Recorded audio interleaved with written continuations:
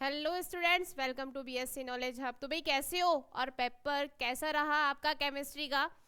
तो अब कल किसका पेपर है? आपका फिजिक्स का पेपर है, तो उसी की भी तैयारी हमें बिल्कुल जोरों शोरों से करनी है। तो उसी के साथ कुछ क्वेश्चन मैं आप सभी के लिए लेके आई हूँ, तो ध्यान से देखना, क्योंकि सिलेबस थोड़ा बड़ा है लेकिन फिर भी बहुत ध्यान से आपके लिए क्वेश्चन सेलेक्ट किए गए हैं। तो स्टार्ट करते हैं भैया अपन। सबसे पहले बात करते हैं यूनिट फर्स्ट की। यूनिट फर्स्ट की हम बात करते हैं, ध्यान से सुनना। ये जो क्वेश्चन है फर्स्ट वाला, या तो बड़ा या फिर छोटा पूछेगा ही जरूर, क्योंकि चीजें यहीं से ही आगे रिलेट करके बनाई गई है। जब तक आपको ये नहीं पता कि इनर्शियल और नॉन इनर्शियल फ्रेम के बारे में, जड़त्वीय और अजड़त्वीय निर्देश तंत्र के बारे में आपको नहीं पता, आप बहुत सारी चीजें आपको नहीं करने आएंगी। जैसे ये क्वेश्चन दिया गया है कि जड़त्वीय व अजड़त्वीय निर्देश तंत्र क्या होता है, छोटा क्वेश्चन पूछ सकता है, ठीक है। फिर आगे स्पष्ट करवा रखा है कि सिद्ध कीजिए कि जो गैलीलियन ट्रांसफॉर्मेशन है वो दो बिंदुओं के मध्य जो डिस्टेंस है, मतलब जो डिस्प्लेसमेंट है, वो कैसा रहता है, कांस्टेंट रहता है, अचर रहता है। लेकिन एक चीज और ध्यान से सुनिएगा, यदि आपने यहाँ पर डिस्टेंस आपने निकाल ली, तो डिस्टेंस वेलोसिटी का फॉर्मूला क्या होता है? दूरी बटा समय होता है ना। वहां से आप v बराबर dx अपॉन dt आप वेलोसिटी निकाल सकते हो। यदि आपसे वो एक्सेलरेशन पूछ लेगा, त्वरण पूछ लेगा, तो आप a बराबर dv अपॉन dt करके आप वैल्यू निकाल सकते हो। ध्यान से सुनना, एक ही टॉपिक में तीन टॉपिक आपके कवर हो चुके हैं और ये बार बार क्वेश्चन प्रीवियस ईयर क्वेश्चन में आया हुआ है। दूसरी बात करते हैं, कोरियोलियस फोर्स क्या होता है? घूर्णी निर्देश तंत्र में द्रव्यमान m पर कार्यरत कोरियोलियस फोर्स का आपको क्या निकालना है? व्यंजक प्राप्त करना है। ध्यान से सुनना। तीसरा, ये जो क्वेश्चन है रिपीट 3 बार आया हुआ है, जी लैम्डा की वैल्यू, ध्यान से सुनना। और इसी क्वेश्चन को एग्जामिनर ने 3 टाइप से पूछा गया है, ये भी ध्यान से सुनना, लेकिन कंफ्यूज नहीं होना है। वहां यदि आपको दे दिया tan इनवर्स के फॉर्म में, तो वो लास्ट में जो रिजल्ट निकल के आएगा, बहुत बार देता है ये दे देगा, या फिर लास्ट का जो रिजल्ट निकल के आता है इससे जब सॉल्व करते हो वो पूछ लेगा। तो कंफ्यूज बिल्कुल नहीं होना है, क्योंकि एग्जामिनर क्वेश्चन हमेशा घुमाता है आपको, ठीक है। बात आती है लॉरेंस ट्रांसफॉर्मेशन, बहुत बार करके आए हो आप, 12th में भी आप करके आते हो इसको मैकेनिक्स में, ठीक है। दूसरा आता है एक झुके हुए निर्देश तंत्र के लिए द्विमीय निर्देशांक रूपांतरण समीकरण को आपको व्युत्पन्न करना है, ठीक है। एक प्रक्षेप्य गति की दूसरे प्रक्षेप्य गति के सापेक्ष एक सरल रेखा में होती है, ये भी हमें निकालना है। तो ये कुछ जो क्वेश्चन है ना, बहुत सेलेक्टेड क्वेश्चन है आपके लिए, ठीक है।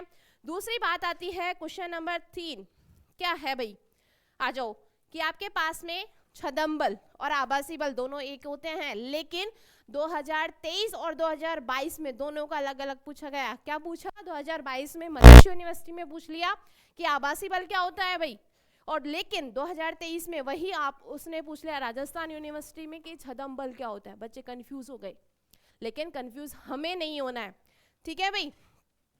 दूसरे ये छोटे टॉपिक हैं, फोको लोलक क्या होता है, विशेषता गुणांक परिभाषा निकालने, अनुनाद को परिभाषित कीजिए, सेंटर ऑफ मास क्या होता है, अपेक्षिकता का विशिष्ट सिद्धांत क्या होता है, ये हमें देखना है। दूसरी बात करते हैं यूनिट नंबर 2 की। होता क्या है कि संरक्षी और असंरक्षी बल को हमें क्या करना है? परिभाषित करना है, ध्यान रखना, शॉर्ट क्वेश्चन। फिर बात आती है कि एक बड़ा क्वेश्चन के रूप में इसके कण की सरल रेखीय गति इसने पूछ ली, अथवा में इसने रॉकेट के सिद्धांत को पूछ लिया। तीसरा इसमें पूछ लिया प्रचक्रणीय लट्टू की पुष्टन गति, बहुत बार क्वेश्चन पूछा गया। इस क्वेश्चन को भी 3 तरीके से पूछा गया, ध्यान से सुनना। फिर बात आती है क्वेश्चन नंबर 2, जड़त्वीय गुणांक क्या होता है।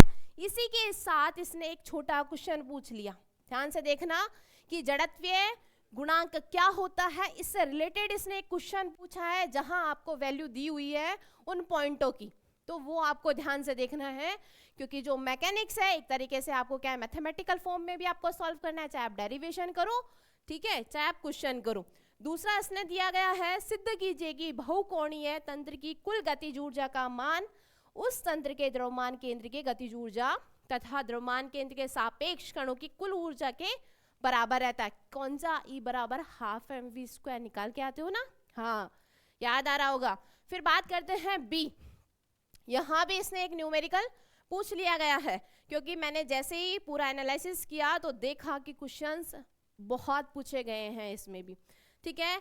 थोड़े शॉर्ट में, कार्य ऊर्जा प्रमेय क्या होती है, कोणीय संवेग बलागुण में अंतर भी पूछ सकता है भाई, ठीक है। केंद्रीय बल संरक्षी बल होते हैं, जड़त्व आघूर्ण, ये मैथमेटिकल का फॉर्म आ गया आपको, F बराबर ग्रेडियंट ऑफ U आपको निकालना है। ये आप आगे पढ़ोगे जब सेकेंड सेमेस्टर में पढ़ के आते हो। जड़त्व द्रव्यमान गुरुत्वीय द्रव्यमान में दोनों में डिफरेंस। बात करते हैं थर्ड यूनिट, थोड़ी छोटी है, ठीक है, लेकिन क्वेश्चन बड़ा पूछेगा।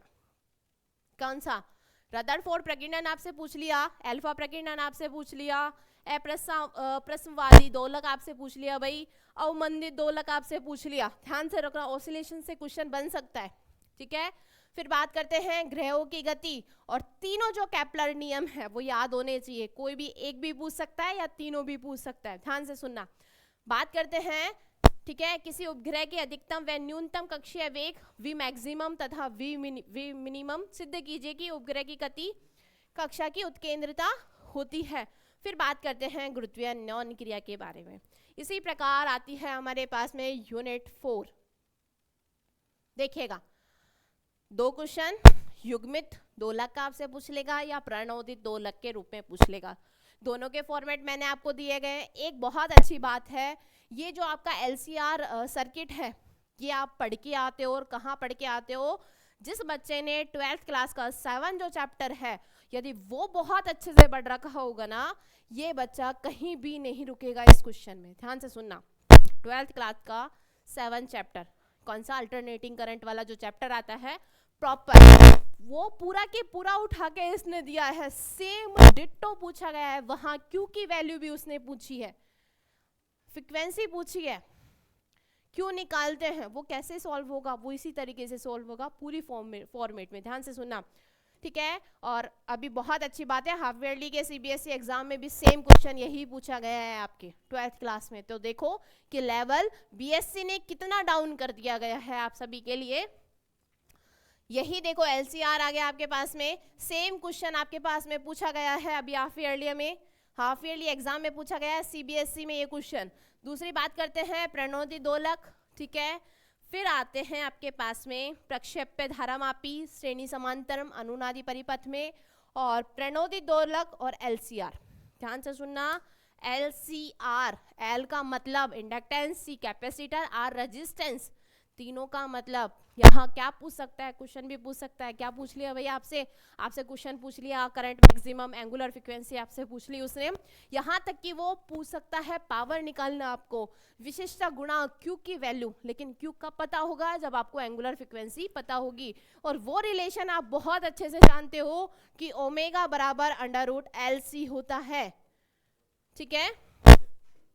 तो ये आपके क्वेश्चन थे, टाइम बहुत कम है आपके पास में, तो लगे रहिएगा और अपना बेस्ट देके आइएगा, डरना बिल्कुल भी नहीं है। जो भी देखो आराम से करनी है हर चीज को, लेकिन मैं बार बार यही कहूंगी कि क्वेश्चन को बहुत ढंग से पढ़ना है। बहुत बार ऐसा होता है आपको क्वेश्चन समझ में नहीं आया लेकिन आपको उसका आंसर आता है, ठीक है। तो इसी के साथ भाई बेस्ट ऑफ लक, मिलते हैं कल, तब तक के लिए राधे राधे।